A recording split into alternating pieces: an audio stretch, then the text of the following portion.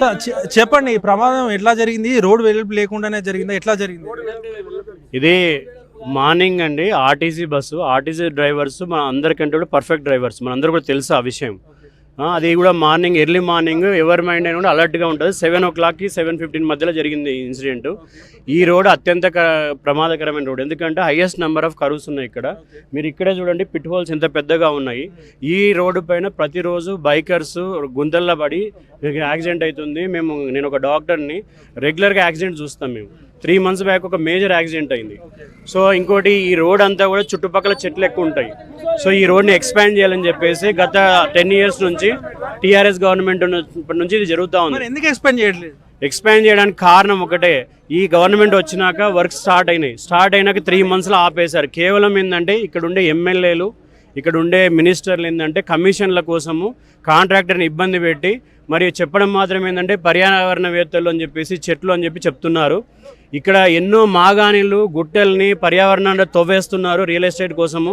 మరి ఇన్ని చేస్తూ ఉన్నా కూడా కేవలం ఈ చెట్ల పేర్లు చెప్పి రోడ్డు వేయకపోవడం అనేది శోచనీయం. ఎందుకంటే ఇది కేవలం కమిషన్ల కోసము. ఇక్కడ ఉండే ప్రజాప్రతినిధులు ఎవరైతే ఉన్నారో అత్యంత దుర్మార్గులు వీళ్ళు.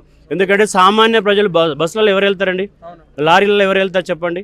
మహిళలు, పిల్లలు. ఎందుకు ధర్నా చేస్తారు? మీకు ఏం డిమాండ్ చేస్తారు? మెయిన్గా ఏంటంటే ఇంత మేజర్ ఇన్సిడెంట్ అయింది. ఈ 2 yearsలో చాలా ఇన్సిడెంట్స్ అయినాయి. కాబట్టి ఇప్పుడున్న పొన్నం ప్రభాకర్ గారు ఎవరైతే ట్రాన్స్పోర్ట్ మినిస్టర్, ఆయన రిజైన్ చేయాలి. ఇక్కడ ఉండే ఎమ్మెల్యేలు ఎవరైతే ఉన్నారో ఈ 4 కాన్స్టిట్యున్సీలు వచ్చారా? మినిస్టర్ వచ్చారా? రాలేదు. మేము యాక్చువల్గా మాకు ఇన్ఫర్మేషన్ ఉంది, అక్కడ మహేందర్ రెడ్డి మెడికల్ కాలేజ్లో కూర్చున్నాడంట ఆయన. 3 hours అయింది. అక్కడ శవాలను చూసుకుంటూ ఉన్నాడు.